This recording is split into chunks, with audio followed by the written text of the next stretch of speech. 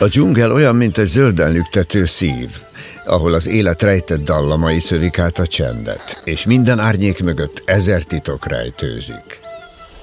Az újabb nagy horgászkalandom helyszíne Surinám. Ez az ország Dél-Amerikában található, annak is az északi részén, Guyana, Brazília és Francia Guyana által határolva. Érdekességként jegyzem meg, hogy amikor barátaimnak, ismerőseimnek meséltem arról, hogy mi lesz a következő úti cél, akkor a legtöbben Afrikába vagy Ázsiába helyezték el Szurinámot.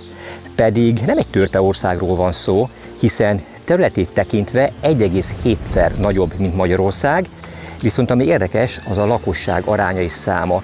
Mindösszesen 600 000 fő lakja ezt az országot. Tehát igen kis népsűrűségű országról beszélünk, amelynek legfőbb oka, hogy a területének 92%-át érintetlen őserdők borítják. Olyan paradicsomi állapotok fogadják itt az embert, amelyet eddig a világjáró horgászkörútjaim során kizárólag a szomszédos Guyanában, és itt tapasztaltam eddig. Szinte sokkolja az embert a dzsungel sűrűje, vadsága és érintetlensége.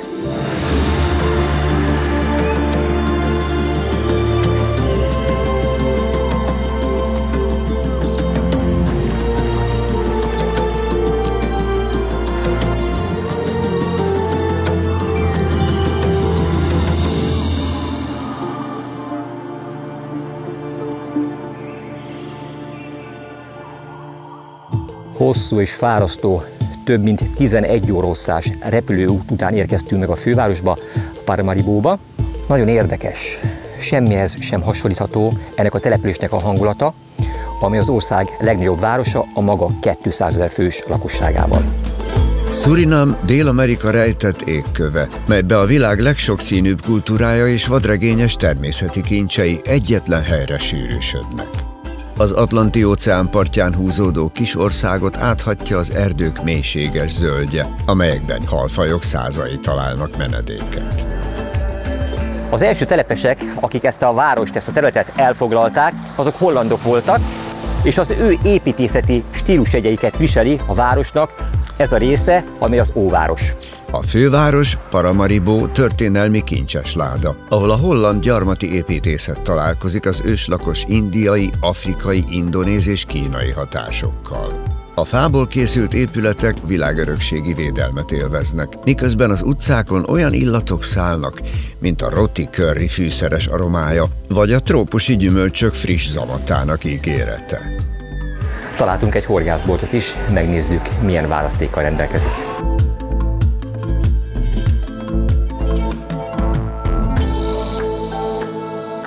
Hát pontyhorgászathoz nem túl sok dolgot árulnak, konkrétan semmit. Itt kizárólag minden a pergető horgászatról és a ragadozóhalas horgászatról szól.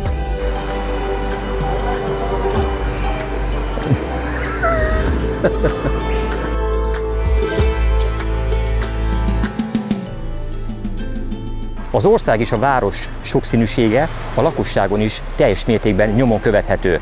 Tulajdonképpen mindenféle nemzetiség megtalálható itt, és emellett tulajdonképpen mindenfajta vallás is jelen van. És mi nagyon fontos, hogy mégis mindezek az emberek békében tudnak egymás mellett élni. A főváros a kultúrák olvasztó tégelye. A helyi piacokon az élet vibrál. Fűszerek, trópusi gyümölcsök és kézműves termékek kavalkádja találkozik az árusok élénk kiáltásaival. Mégis a szépség mögött árnyoldalak is rejtőznek. A város infrastruktúrája fejletlen.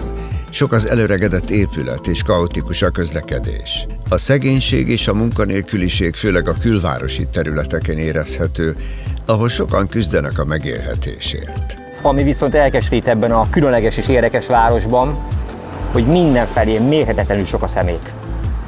Nem értékelik az emberek azt, amiük van. Surinam hiedelmei mélyen gyökereznek az ország kulturális és etnikai sokszínűségében, amelyek az őslakos afrikai, indiai, kínai, jávai és európai hatások különleges keverékéből születtek. A marun közösségek például az egykori szökött rabszolgák leszármazottai.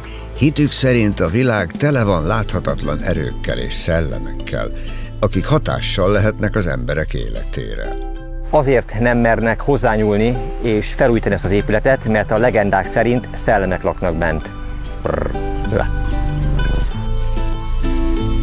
Surinám az etnikai sokszínűség egyik legjobb példája, ahol 5 fő nemzet, az őslakosok, az afrikai marun közösségek, a hindusztániak, a jávaiak és a kreolok békés egymás mellett élése formálja az ország identitását. Ez a szobor is a nemzeti összetartozás egyik jelképe, az 5 fő nemzet egy anya ölében van.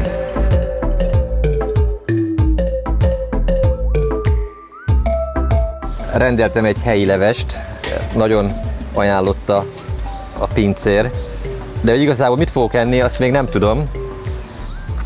Tojás az biztos van benne.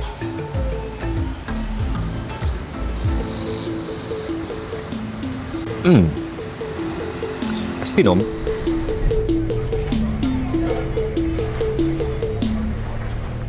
Hatalmas a kontraszt a hangos és koszos város és a dzsungel között. A következő pár napunkat egy lakóhajón, a folyón fogjuk eltölteni. Ide egy nagy csónakkal hozta be minket, de már a befelé vezető út is nem várt izgalmakat tartogatott. A dzsungelhorgászat önmagában sem egyszerű feladat, de a filmforgatás még tovább nehezíti a rengeteg felszerelés miatt. A botokat és orsókat speciális ládában szállítják, de a kameráknak, drónnak és laptopoknak is biztonságban kell megérkeznie ahhoz, hogy Gábor és Geri egy izgalmas filmmel térhessen haza.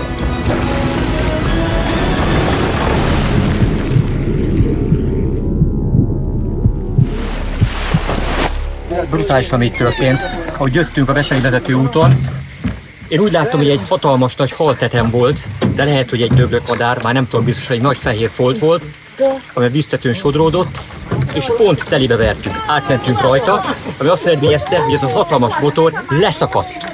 A vízbe esett, majdnem felborult a csónak, ezt próbáljuk meg most kimenteni, a vízből kiszedni. Jó kezdődik a túra. Ott van, sikerült. Óriási szerencsénk, hogy megálltak itt a mellettünk elhaladó hajóban lévő emberek, akik segítettek mindenre, mert ehhez egyedül, vagy Póllal közösen ketten nagyon kevesek lettünk volna. Az uszadékokkal való ütközés a hajósok rémálma. Soha nem tudhatjuk, mi van a felszín alatt, így a látszólag sima víztükör is okozhat nagyon nagy balesetet. Gondoljunk csak bele, mi lett volna, ha a motorral együtt a hajó fartükre is leszakad. Abban az esetben a csónak pár másodperc alatt elsüllyed a stábbal és a felszereléssel együtt. Miután sikerült a csónakmotort visszaemelni, a csapat vezetője műholdas telefonon kért segítséget, akik végül visszavontatták a csónakot oda, ahonnan elindultak.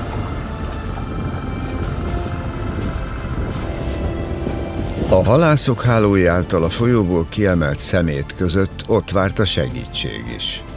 Most vált csak igazán világossá, mekkora szerencséje volt a stábnak.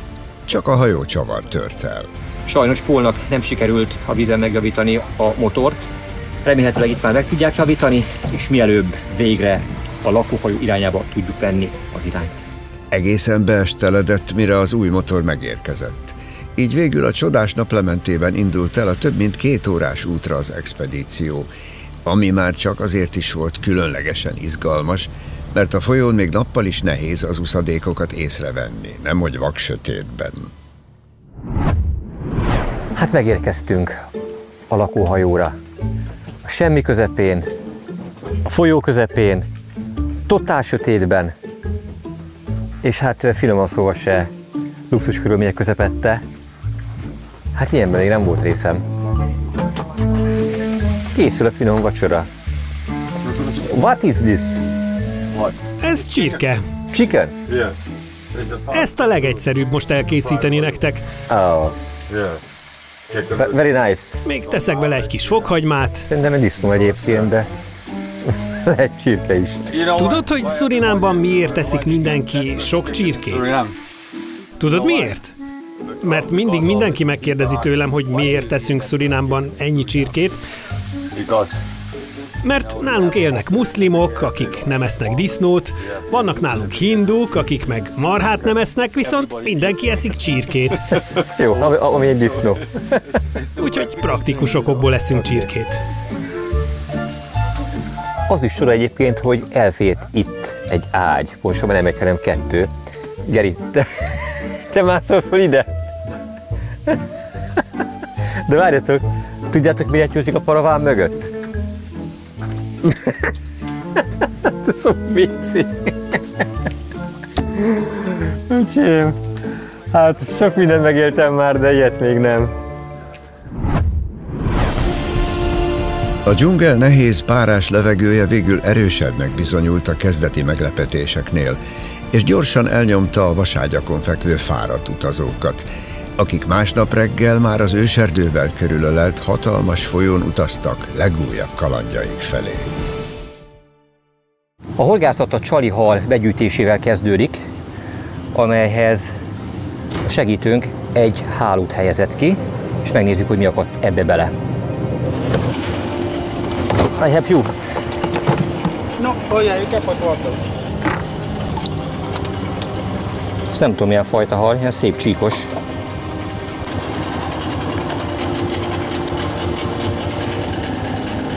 Ez olyan, mint egy keszeg. Elképesztően milyen sűrű, az erdő széle, közvetlenül a víz mellett, szinte áthatolhatatlan. Nincs két egyforma hal, ami a hálóba keveredik. Fogalmam sincs, hogy milyen fajta ez is, de jól néz ki. Azt hihetnénk, hogy ez a hatalmas biodiverzitás óriási halbőséggel is jár. Tény, hogy a folyóban több száz halfaj él, de azok közül korán sem mindegyik akkora, amire érdemes lenne horgászni. Az itt élő harcsák azonban különleges célpontnak számítanak, hiszen közülük több faj is hatalmasra nő, amire már érdemes a szereléket bevetni. Ez a végszerelék behordással került a helyére, legalább egy 100 métert lejjebb mentünk, és ott tettük le ennek a horgát, míg a másik az dobval kerül be a helyére.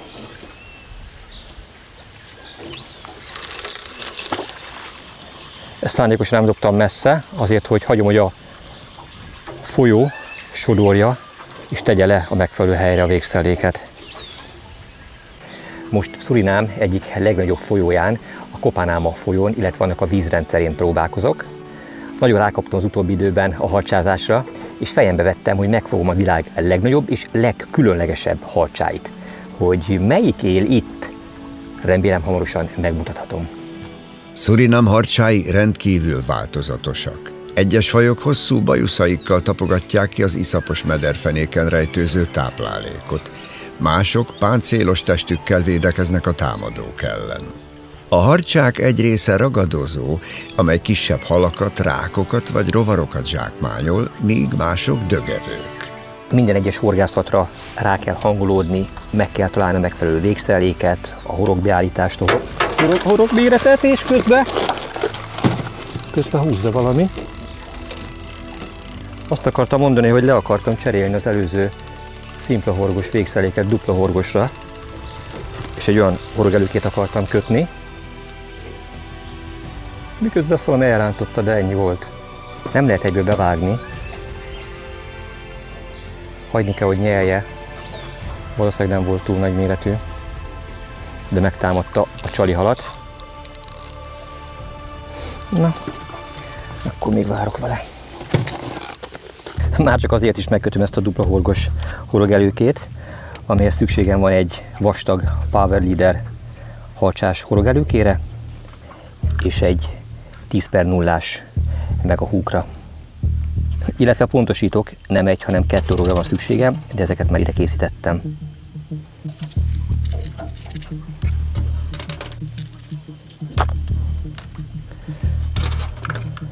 Csómentes kötéssel, mint egy pontyos horgot, úgy rögzítem.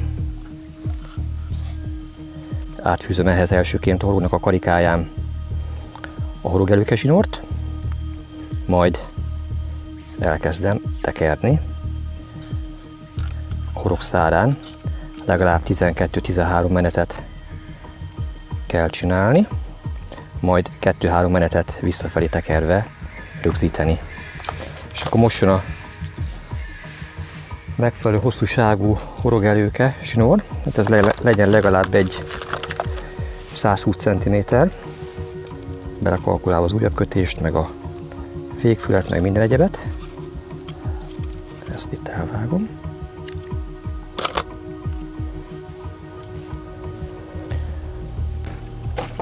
A zsinort visszafűzöm, horokkarikáján ellentétes irányból. Meneteket rendezgetve jól meghúzom.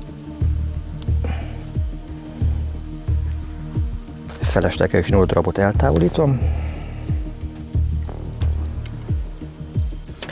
Most jöhet a második horokkarikáján. A zsinort ismét átfűzöm, majd kb. A csarihal méretének megfelelően, ugye egyik majd a fejébe, szájába, órjukába, éppen melyik testrészébe, lényeg az, hogy az elébe akad majd bele. Még a hátsó rognak a hátúszony vagy a farokúszony környékén kell elhelyezkednie a biztos akadás érdekében, tehát legalább egy ilyen arasznyit célszerű a két horog között hagyni, és itt rögzíteni újfent ezzel a csomómentes kötéssel.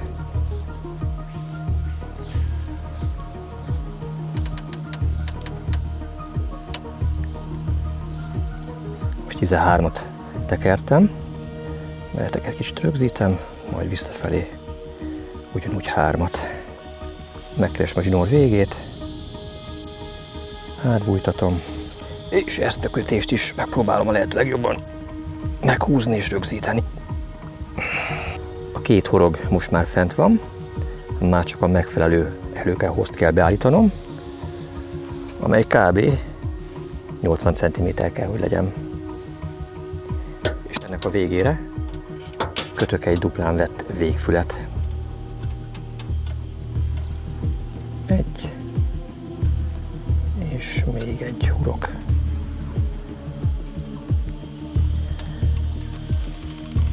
Aha, és közben húzza.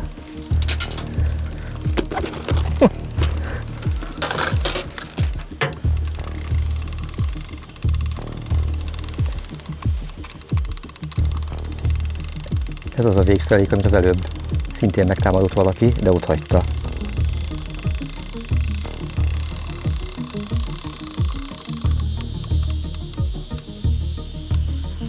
Szorítom közben a féket, hogy be tudjak vágni.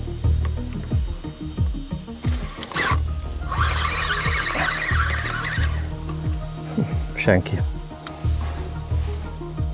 Ezek kis halak, amik itt vannak, azért nem akadnak meg. Na.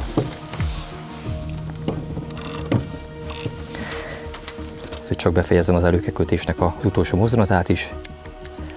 Felesleges 8 darabot levágom. Végfül elkészült. 2 horog fölkerült. Aztán remélem, hogy a következő csarihallal már ez meg fog akadni.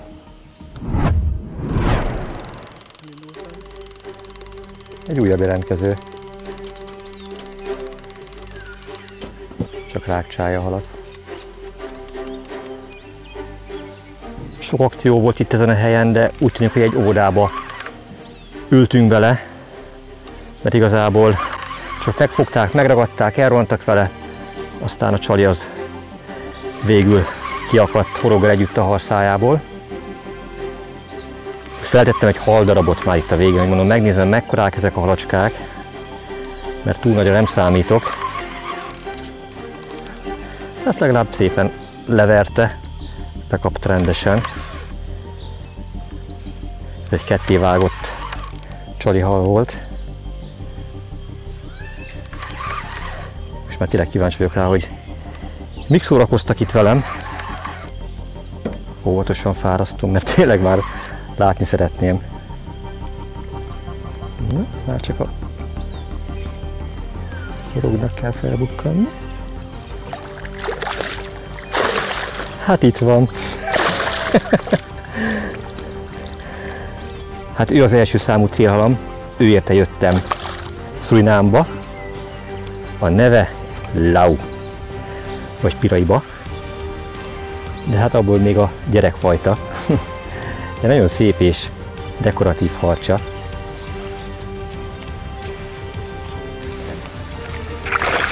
Neves.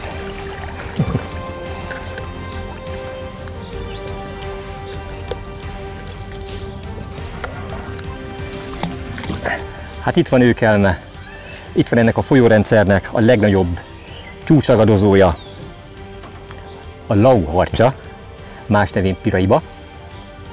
Nyilván ebből létezik lényegesen nagyobb méretben is, és bízom benne, hogy lépésről lépésre haladva, napról napra majd sikerül nagyobbakat fogni, és eljutok végül a kapitális vágyott méretig. Mindig jó, mikor megtörik a jég. Amikor az első fogás végre igazolja, hogy jó úton járunk. Persze a rekordméretű harcsákig még sok víznek kell lefolynia a Kopanamén. Élet a folyó hátán, ez jutott elsőként eszembe, amikor végig gondoltam, hogy miről szeretnék most nektek mesélni. Ugyanis megmutatom azt, hogy hol töltjük a napjainkat, éjszakáinkat, a folyó, majdnem azt mondtam közepén, de általában a folyó partja közelében kikötve. Hát ez a lakóhajónk. Elsőként, amit szeretnék nektek megmutatni, az az ágyam. Itt alszok. Megmutatnám Garynek az ágyát is. Hát látszik, hogy az operatőrünk egy kicsit rendetlenebb. Gyorsan elvetted a kamerát. Szóval van itt 2 darab emeletes ágy. Nyilvánvaló, hogy ha több vendég érkezik, akkor legyen nekik helyük. Hát azt nem mondtam, hogy a legkényelmesebb a világon, de attól mindenképpen jobb, mint hogyha mondjuk a dzsungelben kellene aludni. És akkor menjünk tovább, hogy mit is rejt ez a lakóhajó. Hát itt van a mellékhelység, van WC is, tábori WC. Tehát még erről is gondoskodtak a vendéglátóink. És tovább haladva eljutunk a személyzetnek a területéhez. Ez tulajdonképpen a konyha rész is. Itt készülnek a finom ételek. És itt van Hank, aki éppen már a vacsorán ügyködik, készít nekünk a finom kaját. What is this, Hank? Ez marha. Beef. Hát akkor marha lesz, úgy látom, a vacsoránk. Ezt fogjátok ma este vacsorázni. És látjátok, még fagyos. Ezt úgy tudják megoldani, hogy ilyen körülmények közepette hűtve legyen az élelmiszer, hogy van itt egy hűtő is. Nézzünk csak be, hogy mit tartalmaz ez. Geri, te nem etted meg a gyümölcsödet, majd szép, azt megeszem. Na és ugye hát hogyan lehet ezt árammal ellátni? Erről egy aggregátor gondoskodik. De folyamatosan nem tud menni, mert nyilvánvaló nagyon sok üzemanyag kellene ehhez, és rendkívül körülményes ide a semmi közepére behozni az üzemanyagot, ezért naponta 3, maximum 5 oroszlát engedélyezett ennek a használata, vagy ennyit tudnak garantálni, és ez elegendő ahhoz, hogy a hűtő hűteni tudjon, illetve pont elegendő ahhoz, hogy a technikai eszközeinket fel tudjuk tölteni. Ugyanis hiába mindez, hogyha nem tudnánk működtetni a kamerákat, a drónt és minden egyebet, amely segítségével megörökítjük ezt a filmet. Érdekes lehet még az, hogy hogyan van rögzítve ez a lakóhajó itt a vizen. Geri, hogy van ez rögzítve? Jelenleg ezen a helyen egy 40 méter hosszú kötéllel horgonyoztunk le. Kidobtuk a horgonyt, és itt a horgászhelyen álltunk meg. Minden alkalommal, amikor az árapály változik, fel kell húznunk a horgonyt, és amikor éppen fordul a folyásirány, akkor újra kidobjuk, mert ha felerősödik a sodrás, akkor már nem tudunk lehorgonyozni. Ezért van az, hogy minden alkalommal újra fel kell húznunk a horgonyt, és le is kell engedni, hogy egy helyben maradjunk. Gáborék bárkájuk gyengeségeire csak akkor döbbentek rá igazán, amikor egy hatalmas trópusi vihar kapta el őket. A világnak ezen a táján az eső nem esik, hanem zuhog. Hatalmas cseppekben, szinte átláthatatlan vízfüggönyként ömlik az égi áldás, és közben persze mindent és mindenkit másodpercek alatt eláztat. Megfázástól ugyan nem kell tartaniuk, hiszen 30 fok felett van a hőmérséklet, viszont a hatalmas páratartalom miatt a száradás sem megy könnyen.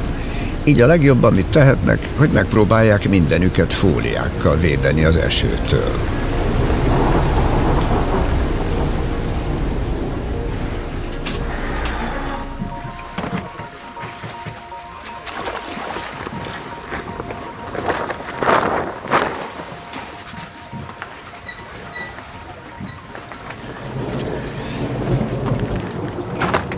Így, hogy sikerült leponyvázni ezt a felét a lakóhajónak, így szárazon megúszta a matacom is. Az éjszaka újfent szárazon kényelmesen fog eltelni. Ha már az esőt megúzták, épp itt az ideje egy kis jó hírnek is. Gábor botja újra vadul táncolni kezd, ami végre talán egy kapitális harcsát jelez.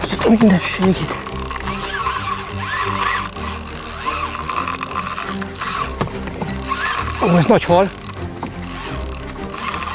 Az igen!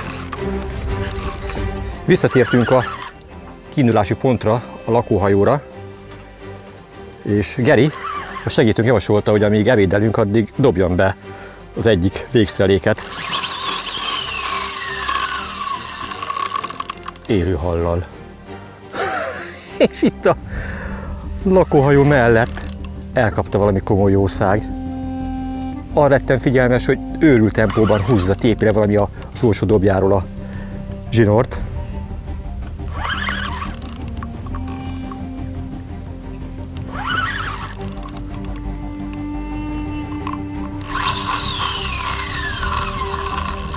Azt a mindenit. Ez nem kérdez. Ha megramodik.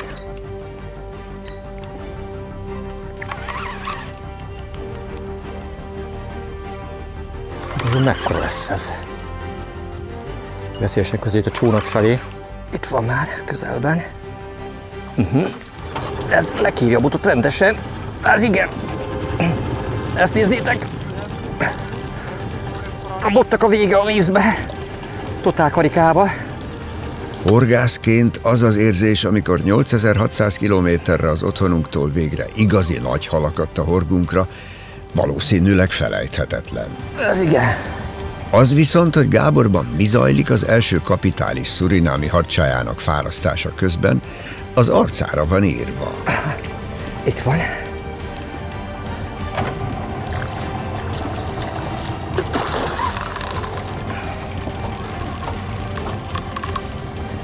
Gyönyörű szép. Tyú, ez rendes kapitális méretű példány már. De nagy.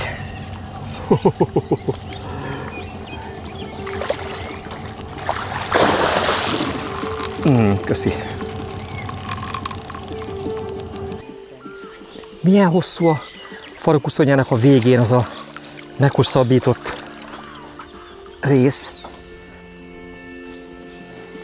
Egy harcsánál bizony sohasem lehet tudni, vajon eléggé kifáradt-e már a küzdelemben. Ráadásul a szabadon maradt horgok nagyon veszélyesek lehetnek. Oké. Így biztonságos. A nehézségek viszont itt még nem érnek véget. A halat most már le is kellene fényképezni. Game over. Hát itt van egy igazán nagy lau. De szép vagy.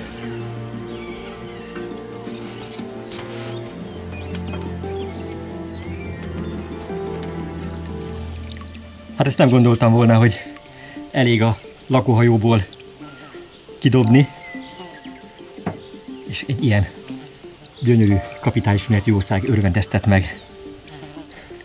Ez a hal olyan 120-130 cm lehet, és milyen fenséges méretű úszókkal rendelkezik már ő is, ez elképesztő.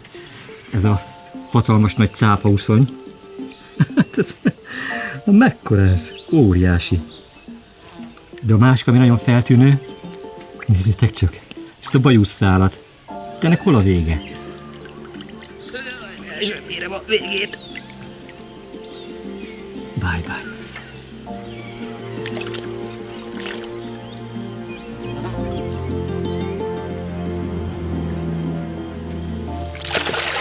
Step by step.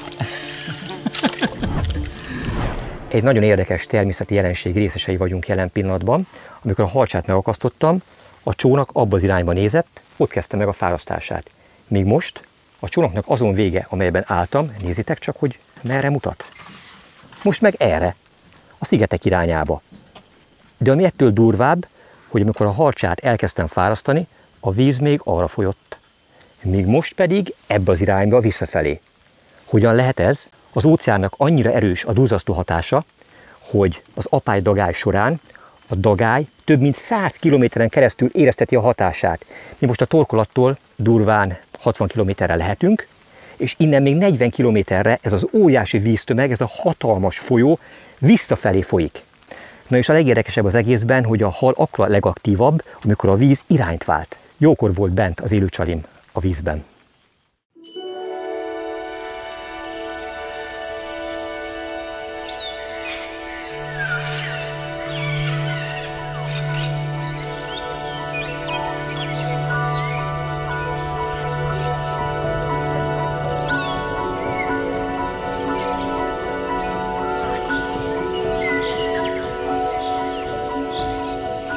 Szurinám biodiverzitása elképesztő. Ez azt jelenti, hogy a világ egyik olyan országa, a legtöbb fajta állat és növényfaj megtalálható. Több mint 4000 páfrányféle, több mint 1000 féle fafajta, 650 különböző madárfaj, 350 fajta hal, 150 féle emlősállat és megszámlálhatatlan mennyiségű kétéltű és hüllő található itt ebben az országban. Itt vagyunk most ebben a lagunában, a Kopanáma folyónak egy mellékágában. Jelen pillanatban a víz kifelé áramlik a nagy folyó irányába. Annyira erős az Atlanti-óceán apály-dagály hatása, hogy a vizet természetesen meg is duzzasztja, és itt akár egy méterrel is nagyobb lehet a vízszint. Szóval most sincs milyen hal, de majd kiderül, hogy szeretik-e a harcsák. Még eldobni se könnyű.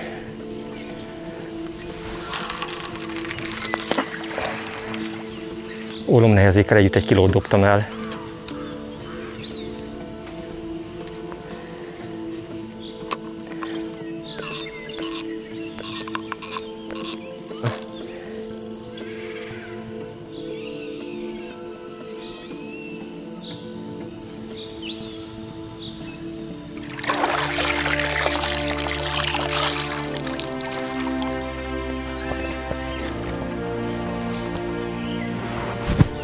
Napközben elképesztően meleg van. Itt a vizen, csónakban ezt kibírni komoly kihívás. Elvileg most száraz évszak van. 2 évszak váltja egyébként egymást itt Szurinámban. Az esős évszak és a száraz évszak. Annak ellenére, hogy most száraz évszak van, hát minden áldott nap esett eddig az eső. Nem tudom, milyen lehet akkor, amikor esős évszak van.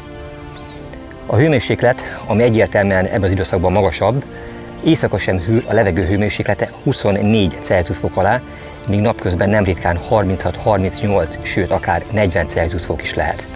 És ez párosulva a magas páratartalommal, enyhén szólva folytó. De ami ettől sokkal érdekesebb, az a víz hőmérséklete. Hihetetlenül meleg. Minimum 32, de akár a sekélyebb részeken 35 Celsius fok is lehet. Hát nem csoda, hogy pezseg benne az élet. Ebben a rekkenő hőségben nem lehet egész nap a vízen a csapat. Az ebédszünetek jó alkalmat adnak egy kis pihenésre és hűsölésre az árnyékban. Geri ne sokáig húz az időt, mert olyan vagyok, mint a vizsla, már folyik a nyár a számba. Ja, forog? Szóval olyan ételeket rittyentenek itt nekünk a semmi közepén egyébként, hogy mind a 10 ujjunkat megnyaljuk. Nagyon hálás vagyok ezeknek a kedves és hihetetlen jó szándékú embereknek, hogy tényleg mindent megtesznek azért, hogy itt a víz hátán, a semmi közepén is abszolút komfortosan érezzük magunkat, és ilyen finom ételeket ehessünk. Én most azt mindjárt meg fogom enni, úgyhogy nem várok meg téged, pedig az a tiéd.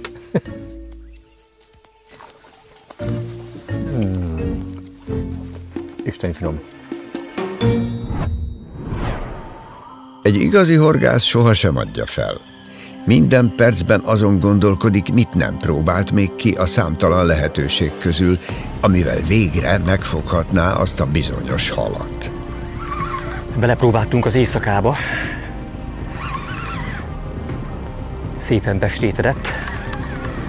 Olyannyira, hogy minthogyha egy fekete lyukba lennénk. Felhős az ég, csillagokat nem látunk, és lám, megérte rápróbálni, mert valami komoly jószág ezt elkapta.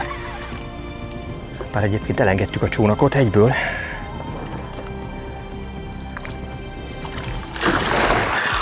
Ez igen.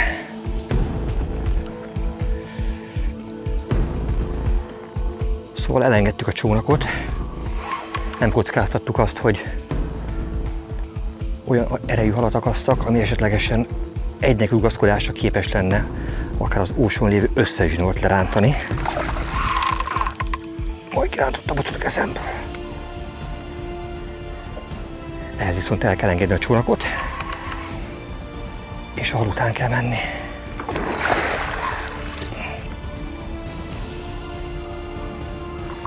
Fú, de szép. De szép vagy. És erős.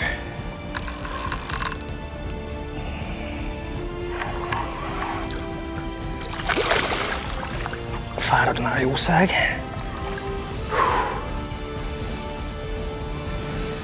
Érdekes az akadás. Pedig brutál intenzív erőteljes kapás volt, és a horog, amelyből az egyik háromágú, az állába akadt. Tehát nem a szájában van. Please hold the rod. Help me. Hold the rod.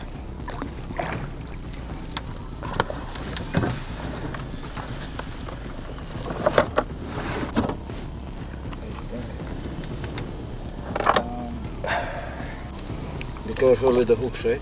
Yeah, I see. Because if the hooks fly out, this will be difficult. Annyira rosszul akadt a horog, hogy nem merjük azt megkockáztatni, hogy belenyúlok a szájába.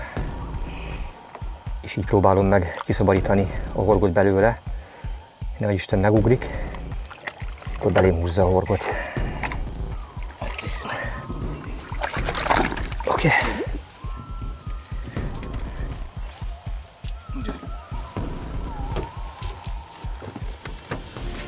Elfogom a bajszát.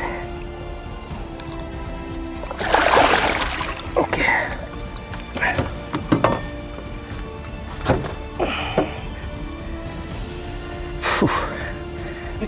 It's very heavy.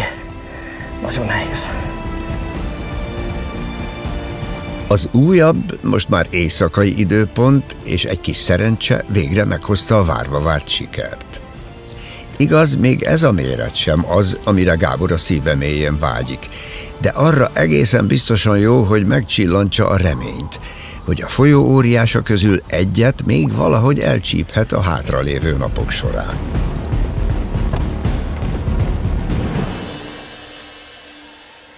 Ritkán van az, hogy félek egy haltól, de ez olyan erővel szorította és harapta a kezemet, a kézfejemet, hogy azt hittem, hogy átrapja a kesztyűt és megsérül a hüvelykujjamnak itt a izületi vége. De hál' Istennek nem sérültem meg, de ugyanakkor meg nagyon óvatosnak kell lenni, mert minden uszonya tűéles. Folyamatosan azt mesélik a guide-ok, hogy nagyon vigyázz vele, mert ha megugrik, ha véletlen beleszúrodik a combodba, nagyon komoly sérüléseket tud okozni. Megúsztam. Ő is elúszott.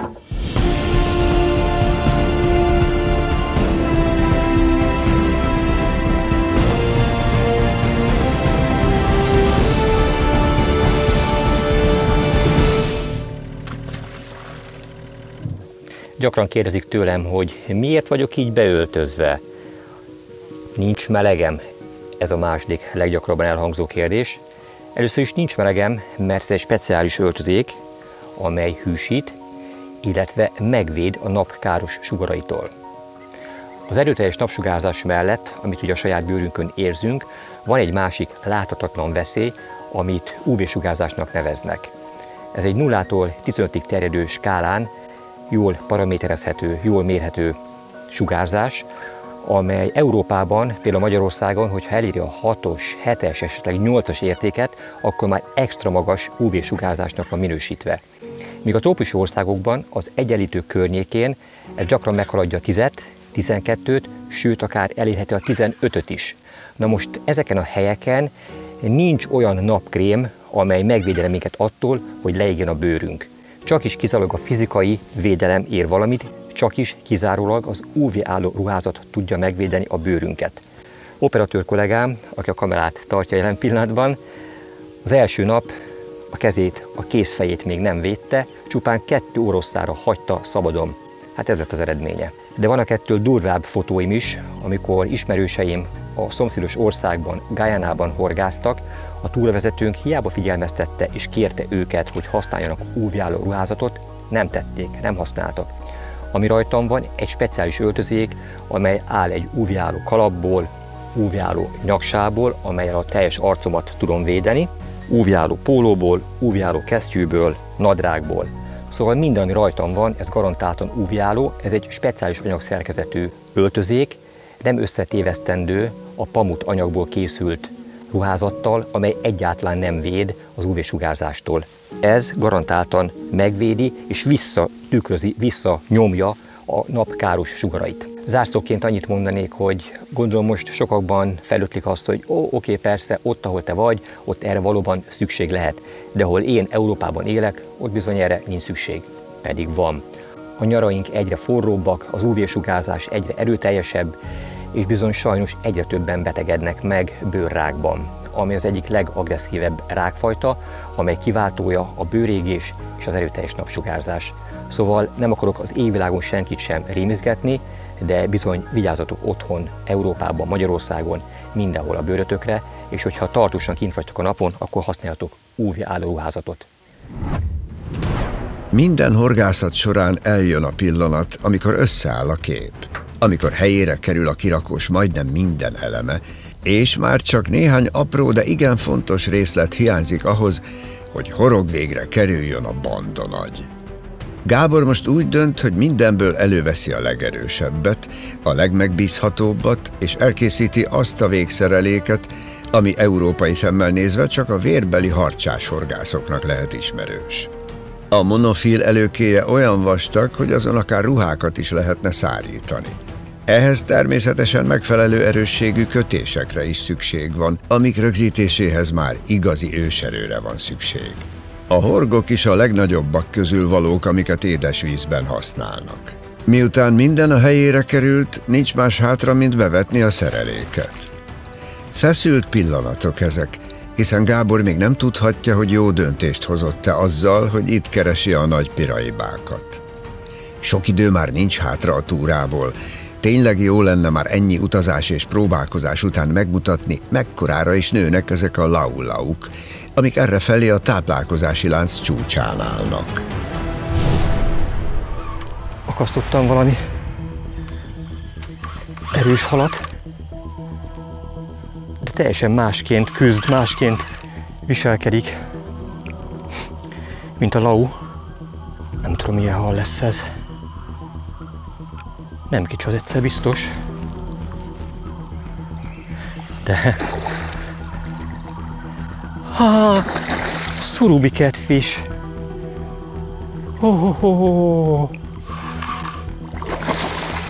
Ő volt még egy vágyott halam. Fogtam már ilyet Guyanában, illetve Argentínában is, de nem ilyen méretben. Ez még van, jaja, I know. Mondja Dave, hogy ez nagynak számít. Hát látom én. Bizony ez nagy. De szép. Nagyon ritka kincs. Az ekkora méret.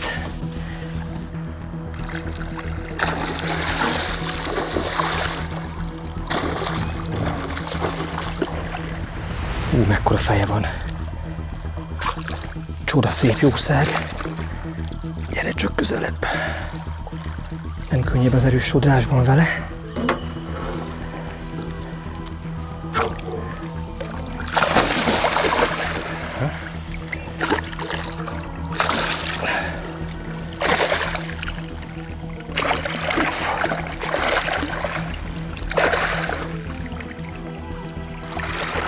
És megvan. Gyere csak kifelé.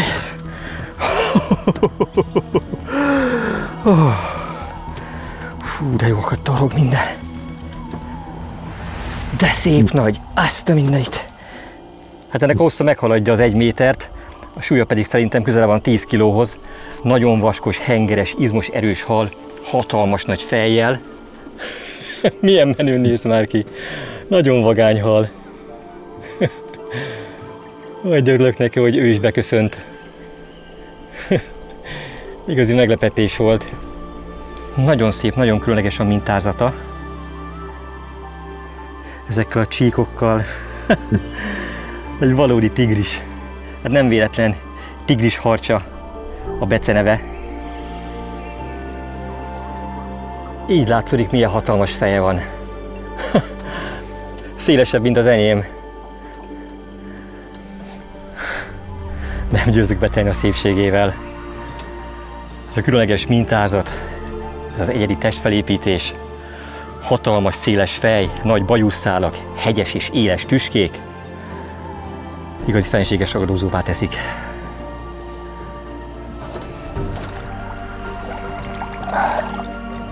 Megvárjuk, amíg szépen az oxigén átjárja. Kopoltyú fedőlemeze. Megvan, hogy átjárja szépen, és már ki is csavarta a kezemből magát.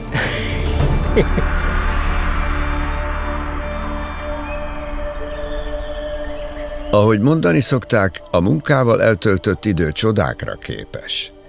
Ezek a csodák pedig az életben soha nem akkor érkeznek, amikor várjuk őket. Sokkal inkább olyankor, amikor már minden reményünket kezdjük elveszíteni. Teljes erőből küzdünk valamiért, aztán kapunk valami egészen mást. Az már csak rajtunk múlik, hogy ezt a hasznunkra fordítjuk, vagy görcsösen ragaszkodunk tovább az eltervezett utunkhoz.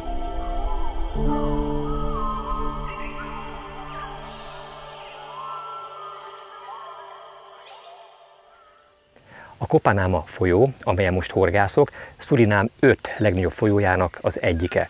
Hosszát tekintve kb. 400 km, a Wilhelmina hegységben ered, és az Atlanti óceánba torkollik bele. Mint korábban már mondtam, rendkívül nagy hatással van rá az óceánon kialakuló apály-dagály hatás, amely a holdfázison belül is különböző intenzitású.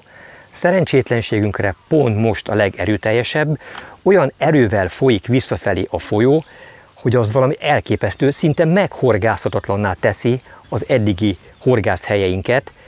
Mondhatnám azt, hogy őrült ez a víz, hiszen 6 óránként az óceán felé, majd 6 óra múlva visszafelé áramlik. Az is érdekes egyébként, hogy amikor az óceán felől jön, akkor lényegesen melegebb vizet hoz magával. Megkockáztatom, hogy a víz hőmérséklete elérheti akár a 35 Celsius fokot akkor, míg amikor az esőerdőből jön normál módon és folyik az óceán felé, akkor pedig maximum 30 fokos a víz hőmérséklete. Bizonyára ehhez a halak már hozzá vannak szokva, illetve az itt élők, de én akkor is azt mondanám, hogy őrült ez a víz, hiszen ezt lekövetni, ennek úgy utána menni, hogy mindig az ember tudja, hogy hol keresse halat, hát ez nem hétköznapi feladat. Vele is törött a bicskánk ebbe az utóbbi 2 napba, ugyanis segítőimmel hiába járjuk a legjobb területeket, nem tudok egyszerűen kapást elérni. Időnként úgy érzem ezen a hatalmas nagy vízrendszeren, mintha tűt keresnénk a szénakazalban. Nem könnyű ezt a nagy laut megtalálni, amelynek egyébként a neve, hogyha lau-lau szó szerinti fordításban, szurinámi nyelven le van fordítva, azt jelenti, hogy őrült. Szóval ez az őrült hal pedig pont passzol ez az őrült folyóhoz. A lau-lau, vagy más néven piraiba, vagy góliát harcsa, vagy az Amazonas édesvízi cápája megfelel félelmetes becenevének. Ez a harcsa, amely büszke hátúszójával és sima hosszúkás testével olyan, mint a cápái. Dél-Amerika legnagyobb harcsájaként uralkodik a bővízű, sebes folyású folyókban. Az a megdöbbentő, hogy a kicsi lauknak is már nagyon gyorsan kifejlődnek ezek az egyedi érzékszerveik. Már is mutatok egyet, ha elbírom kapni. Annyira fürge és szúrós egyébként, kicsi méretben. Azt nézzétek!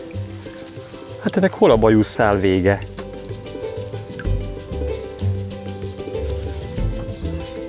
A halacska lehet talán jó esetben 25 cm, és a bajuszszála, a teljes hossza az meghaladja a 60 cm-t. A farakuszony végén található kis szalag. Ez is már milyen hosszú. Na most ezekkel ugye előrefelé pásztázza, kinyújtva a mederfeneket. És hát persze azért horgászom itt a Kopanáma folyóban erre a harcsára, mert elvileg itt él a legnagyobb populációja, még ha időnként a fogási eredmények nem is támasztják ezt alá. Persze a harcsák mellett egy csomó más érdekes hal is él. Amikor a csali halfogó hálót a segítők felhúzzák, akkor minden áldott nap bukkan elő valami új, addig nem látott hal. Van még hátra 2 napom, bízom benne, hogy ez elegendő lesz arra, hogy legalább még egy nagy testű laut meg tudja fogni.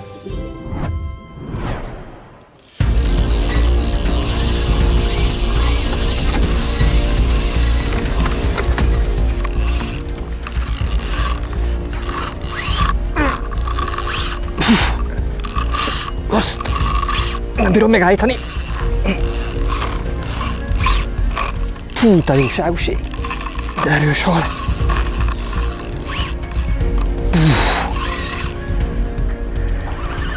Szinte hihetetlen. Kijöttünk újfent ebédelni a lakóhajóra,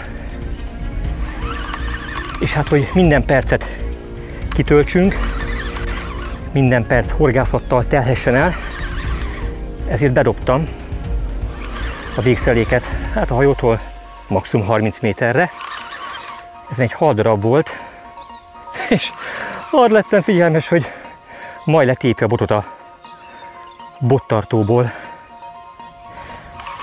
Olyan erővel húzta a zsinort, hogy nem volt kérdés, hogy azonnal a csónakba kellett szállni. Őrült hal. Nem véletlen, hogy minden halcsa horgász a világ minden táján vágyik rá, hogy megfoghassa ezt a nem hétköznapi halat.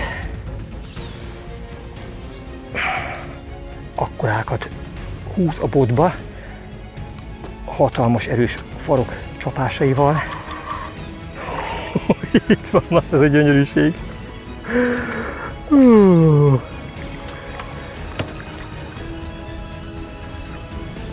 Hogy felbukkan olyan, mint egy nagy cápa.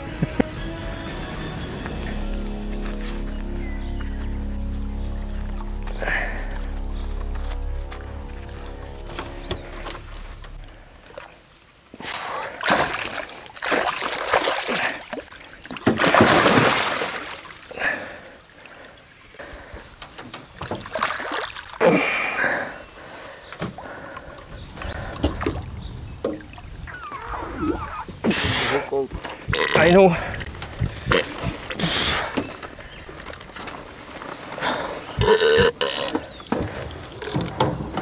Horog nagyon vékonyan van akadva. Ennyi volt. Puh. Láttam, hogy nincs hova húzni tovább az időt. Különben elveszítettem volna. De meg lett! A kemény munka és a kitartás lassan meghozza a gyümölcsét. Gábor, aki több tucat országban horgászott már, végre Surinamban is ráérzett a harcsázás ízére. Nagyon büszke vagyok rá, hogy megbírtam fogni. Elképesztően széles háta, hatalmas lapos feje van, és minden uszonya, mint hogyha kispengével lenne felvértezve. Nagyon-nagyon szúrós, nagyon kell vele vigyázni. Ide távozni.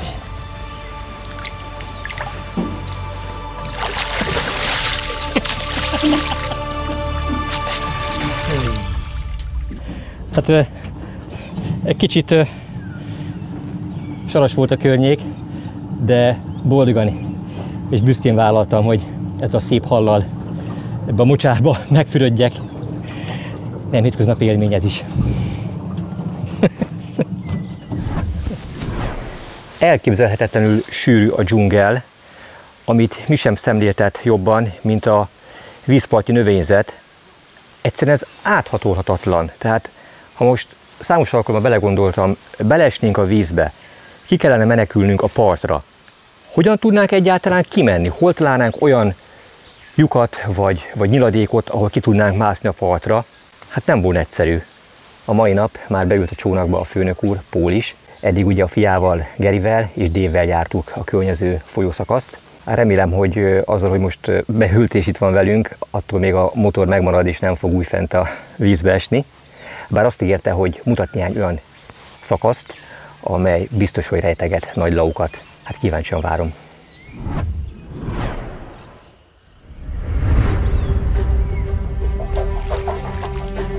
Szinte már csak órák vannak hátra Gábor szurinami kalandjából, és még mindig nem akadt horogra az a bizonyos nagy lau-lau. Ettől a pillanattól kezdve ez a horgászat már az idegek harca.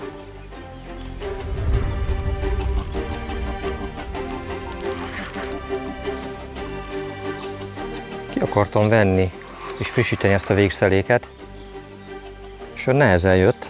Volt néhány kisebb pöcögtetés, nem véletlen. Oké. A jelek biztatóak. A folyósodrása most nyugodtabb, és a csali harra is gyorsabban jelentkezik az első kis harcsa. De vajon úszkál ezen a szakaszon egy-két nagy öreg piraiba is? Csak néhány perc telt el, és Gábor botja majdnem kiugrik a csónakból. Ilyenkor jönnek jól a reflexek. It's a big fish.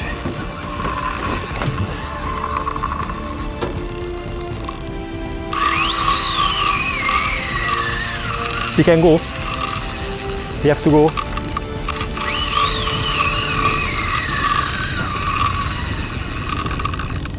Ez komoly hal, aki érkezik.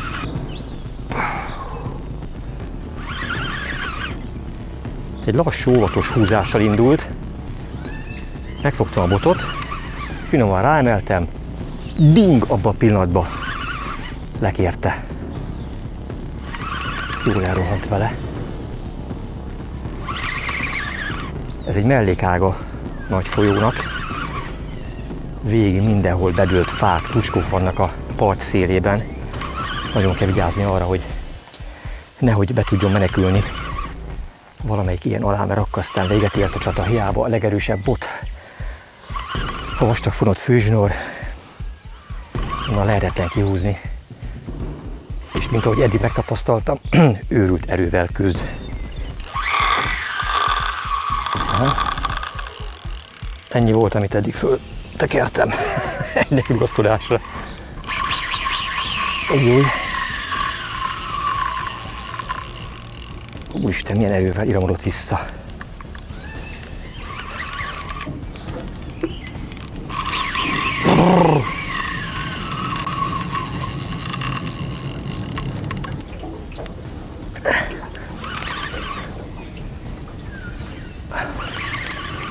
Az biztos a legerősebb, amit eddig leakasztottam. Szétszedi már a lágyékomat a bot, ha rábírom egyáltalán ezt tenni. Próbálom, amennyire csak lehet terhelni. Az orsó fékét már nagyon durván behúztam. Szerencsére most a meder közepe felé vett az irányt.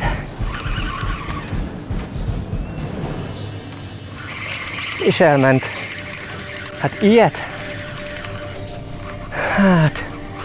Miért van ez? Miért van ez mindig? Hogy az összes nagy testület elveszítem. Miért van ez? Pedig látszólag minden jó. Tűhegyes ez a horog is. Tűhegyes a háromágú horog is, ami kiegészítésként került föl. Fú, de csalódott vagyok. Mit rontott el? Túl erősen fárasztotta a halat? Nem akadt jól a horog? Zakatolnak Gábor fejében a jogos kérdések, de a legnagyobb mégis az, hogy vajon lesz-e elég lelki ereje újra bízni abban, hogy még egyszer utoljára megjön az a kapitális Piraiba. Hinni abban, hogy nem az utolsó lehetőséget szalasztotta el, amikor elveszítette ezt a folyami óriást.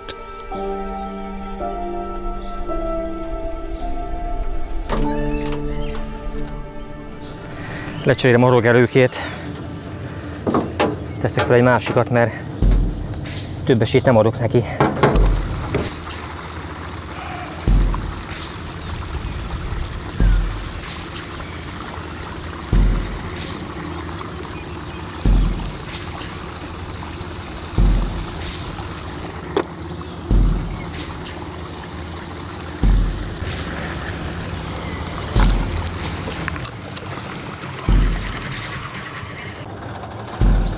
Az előbb is egy haldarab volt fönt.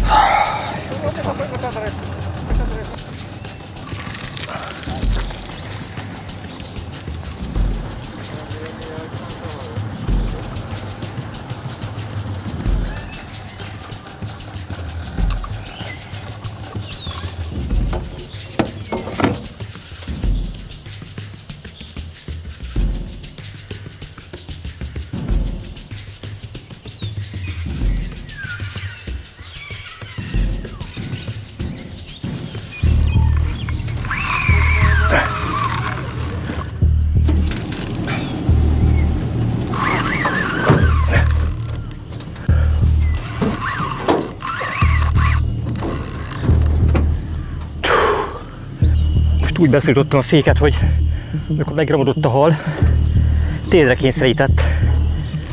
Mind ahogy most is.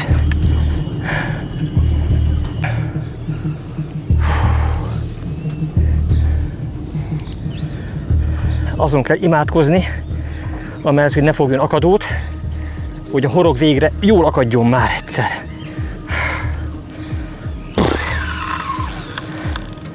Ezeknek a nagytestű halaknak a fárasztása mindig elképesztően nagy feladat. Nem is az a legnagyobb kihívás, amikor a botot kell kézben tartani, hanem az, hogy mindeközben lelkileg is erősek maradjunk. Gondoljunk csak bele, sohasem tudhatjuk, hogy a horgunk végre jól akadt-e a hal szájában, vagy megint csak egy picinke bőrdarabot fogott át. Nem tudom már úgy terelni. Szétszette az ágyékomat. És miközben folyton ezen vívódunk, nem adhatjuk fel a pumpálást sem, amiben minden erőnket bele kell adni. Megkockáztatom, hogy ez még nehezebb, mint az előző, korábban elvesztett hal.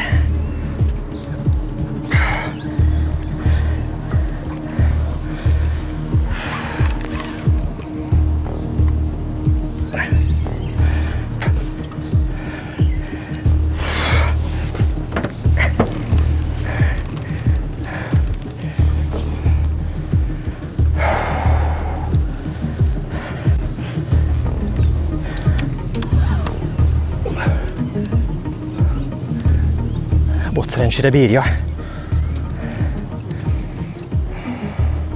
Nagyon nehezen akar a mélységből engedni.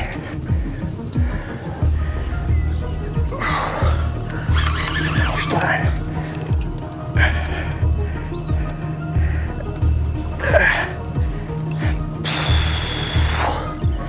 Megdöglök itt ebbe a melegbe. Most aztán próbára van téve felszerelés és minden eleme. A percek múlásával egyre csökkennek az esélyek egy ekkora hal megfogására, hiszen ez a csodálatos harcsa az otthonában van. Minden négyzetcentiméterét ismeri a víznek, így bármikor elbújhat a gyökerek között, vagy kiakadhat a horog a szájából. Centiméterről centiméterre tudom csak magamhoz húzni. Ezt segít. Ha ezt nem ezzel a bottal, nem ezzel a vastag zsinórral és bivajerős hósval csinálnám, itt van már följött. Kettejük párharcát végül is a lau-lau, más néven cápaharcsa adta fel. Így a megszámlálhatatlan mennyiségű dobás és a hosszú napok várakozásai végül meghozták a várva várt sikert. Az Amazonas-medence kapitális harcsái közül végre egy óriási piraiba is Gábor horgára akadt. Nem tudom, melyikünk fáradtabb jobban, ő vagy én. Egy megnyugtató van, hogy a horog az most tuti jól van akadva, legjobb helyen a szája sarkában.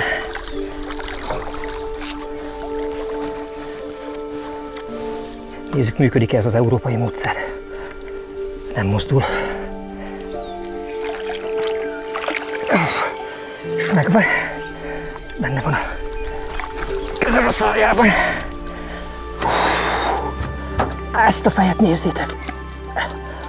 Itt van életem hala. Oké, Gábor! Végre neked is van egy hatalmas trófeád. Gratulálok ehhez a nagyon szép halhoz. Thank you very much. Nehéz volt, nehéz volt. Oh, yeah. Thank you for your help. Nagyon-nagyon örülök neki. Me too.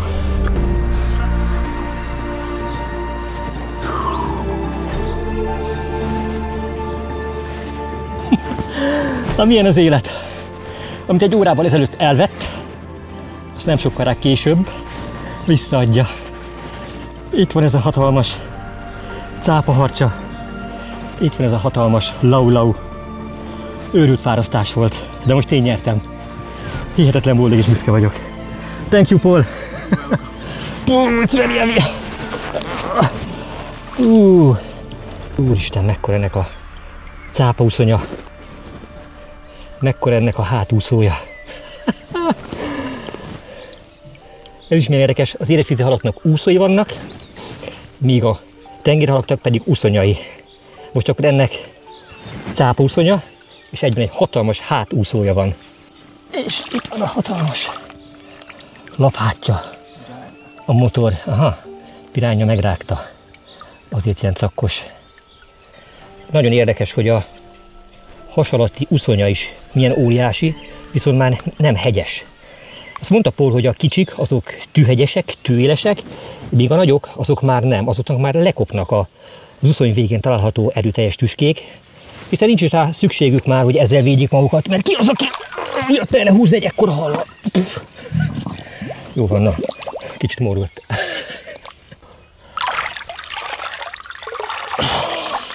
Azt mondtam, hogy hatalmas és lapos a feje a korábban kifogott halaknak, hát akkor ezt nézzétek meg. Elveszek mögötte. Nem tudok úgy kinézni, hogy látszódjak. És nem azért, mert kicsi vagyok, hanem mert a harcsafeje óriási. Köszönöm az élményt, köszönöm, hogy megfoghattalak.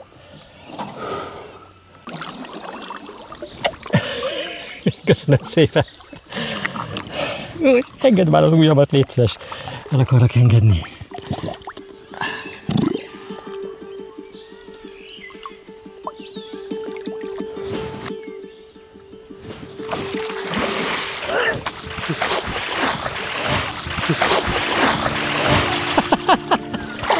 Oh, nagyon jó! Nagyon jó! Ó, végre! Végre, végre! Mindenki a vége jó, ugye?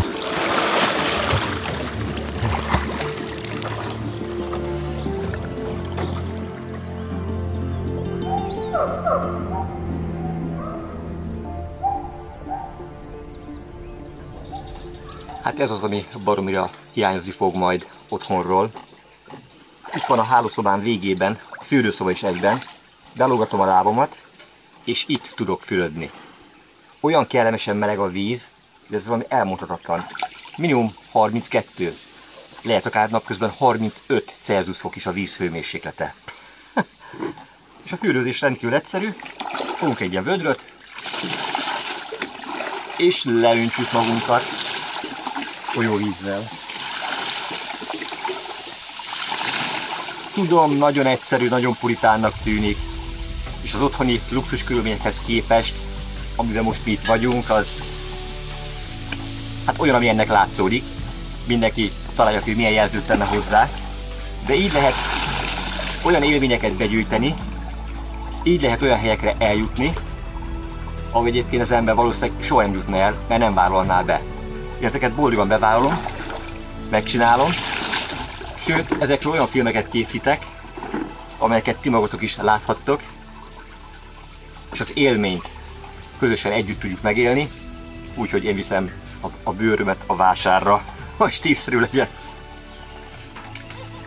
Nagyon puritán körülmények közepette töltöttük ezt a néhány napot.